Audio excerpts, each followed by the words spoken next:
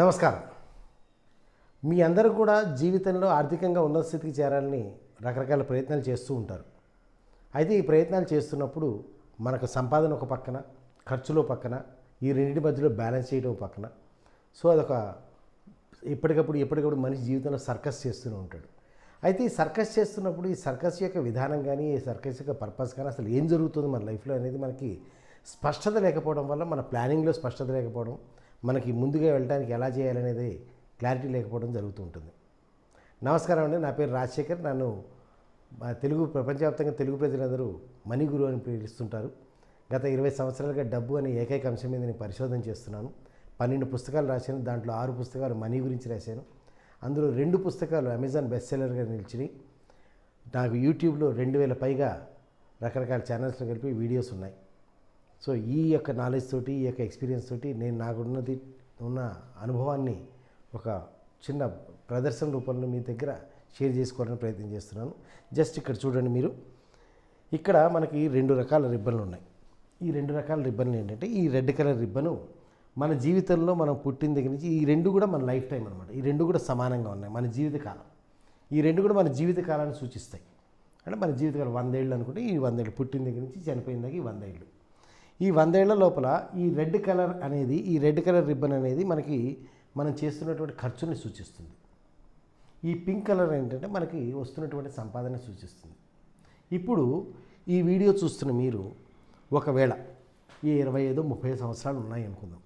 అంటే 25-30 సంవత్సరాలు అంటే ఇక్కడి నుంచి పుట్టిన దగ్గర నుంచి ఒక 25-30 సంవత్సరాలు, కాబట్టి 25-30 సంవత్సరాల్లో ఇక్కడ మీరు జీవించే జీవితం కూడా ఇక్కడికి అయిపోయింది.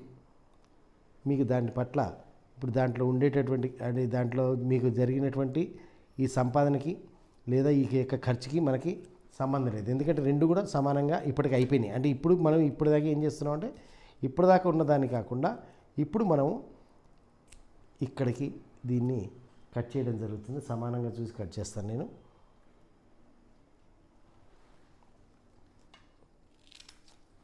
సో ఇది ఇప్పటిదాకా మీరు పుట్టిన ఈ వయసు. ఇప్పుడు ఈ వీడియో చూస్తున్నప్పటికీ మీ సమయానికి మీ ఖర్చు, మీ సంపాదన గతంలోకి వెళ్ళిపోయినాయి కదా, దాని గురించి ఇప్పుడు మనం మాట్లాడక్కర్లేదు. సో ఇప్పుడు మిగిలింది ఇది. ఈ మిగిలిన దీంట్లోపల మీరు కనుక చూస్తే ఈ సమయంలో ఈ ఖర్చు చనిపోయిన దాకా ఉంటుంది. సంపాదన ఎప్పటిదాకా ఉంటుంది? సంపాదన ఎప్పటిదాకా ఉంటుందంటే, ఇది ఒకవేళ 100 ఏళ్ళది కనుక అనుకుంటే ఆల్రెడీ 30 ఏళ్ళు వెళ్ళిపోయినాయి. ఈ ఒక 60 ఏళ్ళకి మీరు వయసు అయిపోవడం వల్ల కావచ్చు, లేదా అనారోగ్యం వల్ల కావచ్చు, మీరు ఒక 60 ఏళ్ళ తర్వాత మీరు ఇక సంపాదించడానికి ఏమీ ఉండదు. కాబట్టి ఇక్కడే ఈ 60 ఏళ్ళ తర్వాత మనకు సంపాదన ఉండదు. కాబట్టి నేను దీన్ని 60 ఏళ్ళ తర్వాత మనకు సంపాదన ఉండదు. ఇక్కడ మీరు విషయం గమనించారా? 60 ఏళ్ళ తర్వాత మనకు సంపాదన ఉండదు, కానీ ఇక్కడ ఖర్చు అయితే ఉంది. ఈ ఖర్చు అయితే కంటిన్యూస్గా ఉంటుంది. ఇక మిగిలింది 30 సంవత్సరాలు. ఈ 30 సంవత్సరాల్లో కనుక మీరు గమనించి చూస్తే, మనము 1/3 ఆఫ్ ది డే, యావరేజ్గా 1/3 ఆఫ్ ది డే నిద్రపోవడానికి కానీ, లేదా మన కాలకృత్యాలు తీర్చుకోవడానికి కానీ, వీటికి కానీ మనకి పోతుంది. అంటే ఇది ఒక 10 సంవత్సరాలు దీంట్లో ఆటోమేటిక్గా దాన్ని మనం ఏమీ చేయగలిగేది ఏమీ లేదు. ఏమీ చేయగలిగేది లేదు కాబట్టి ఈ మొక్క కూడా పోయింది. సో మిగిలింది 20 సంవత్సరాలు. ఈ 20 సంవత్సరాల్లో మనం ఆల్రెడీ ఒక పని చేస్తున్నాం, ఒక వృత్తి ఉద్యోగ వ్యాపారం ఏదో చేస్తున్నాం. ఈ వృత్తి ఉద్యోగ వ్యాపారం చేస్తున్నప్పుడు మనము దాన్ని మన సర్వైవల్కే సరిపోతుంది. ఆ సర్వైవల్కి సరిపోతుంది, కానీ నెక్స్ట్ లెవెల్ అభివృద్ధి చెందడానికి మనకు కుదరట్లేదు. కాబట్టి నెక్స్ట్ లెవెల్ అభివృద్ధి చెందడానికి మనకి వెసులుబాటు ఉండలేదు. కాబట్టి ఆ ఆలోచనలో, ఆ మథనంలో, ఆ సమస్యలకు పరిష్కారం వెతుక్కోవడంలో భాగంగానే మీరు ఈ వీడియో చూస్తున్నారు. సో అక్కడ ఏమైపోయింది, ఆల్రెడీ మీరు కొంత భాగాన్ని మీరు ఆల్రెడీ చేస్తున్నటువంటి వృత్తి ఉద్యోగ వ్యాపారాలకి మిగిలినటువంటి ఆ 1/3 భాగం వెళ్ళిపోయింది. అంటే మిగిలింది 10 సంవత్సరాలు. మిత్రులారా గమనించి చూడండి. ఇక్కడ మీ చేతిలో లైఫ్లో డెవలప్ అవ్వటానికి ఉన్నది 10 సంవత్సరాలు. కానీ ఈ 10 సంవత్సరాల అభివృద్ధితో మీరు బతకాల్సింది ఇక్కడ 60 సంవత్సరాలు లేదా 70 సంవత్సరాలు. ముందు 30 తీసాం మనం, ఇక్కడ 70 సంవత్సరాలు. అంటే మన అదృష్టం బాగుండి 100 ఏళ్ళు బతికితే, లేదు బతకలేదు అనుకున్నా సరే, మీరు గమనించి చూస్తే కనుక ఇక్కడ 10:70. 10 సంవత్సరాల్లో మీరు 70 సంవత్సరాలకు సరిపడా జీవితంలో కావాల్సిన బ్యాకప్ని, ఆర్థికపరమైన దన్నుని మీరు పొందవలసి ఉంటుంది. ఈ 10 సంవత్సరాలు ఇది పొందవలసి ఉండటం అనేది ఎంత కష్టమైన విషయం మీకు తెలుసు. దాంట్లో మరొక దారుణమైన విషయం, మరొక ఇబ్బందికరమైన విషయం, లేదా మరొక ప్యాథటిక్ విషయం ఏంటంటే ఈ 10 సంవత్సరాల కాలంలో మనం ఆర్థికపరమైన ప్రయోగాలు చేస్తుంటాం. ఆర్థికపరమైన ప్రయోగాలకి ఈ చేసే ప్రతి ప్రయోగానికి మనం ఒక సంవత్సరం కోల్పోయాం. సంవత్సరం తర్వాత మనకి ఇది సెట్ కాదని అనిపించింది. ఆ సంవత్సర కాలంలో పోయిన టైం ఎంత? ఓ సంవత్సరం పాటు పోయిందనుకుందాం. ఇలా ఇంకో సంవత్సరం పాటు మనకి కాలం పోయిందనుకుందాం. ఓకే, ఈ సంవత్సరం పాటు కాలం పోయిన తర్వాత ఏం చేస్తుంది? ఈ సంవత్సరంలో మనం ఒక 10 లక్షలు నష్టపోయాం అనుకుంటే ఈ సంవత్సర కాలం పోవడం ఒక లెక్క, మళ్ళీ 10 లక్షల రూపాయలు లాస్ అవటం మరో లెక్క.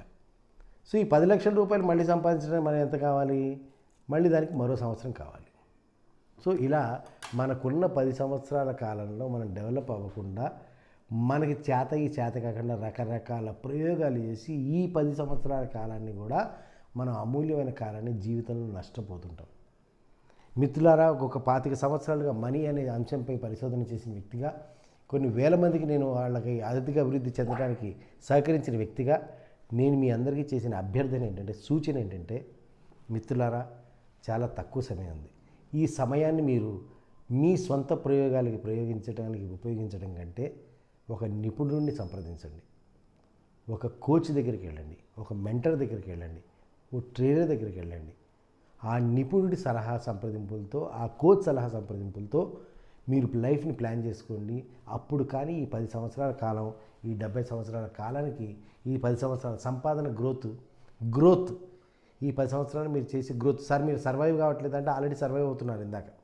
ఇందాక మనం ముక్క తీసేసాం, సర్వైవ్ అవుతున్నారు.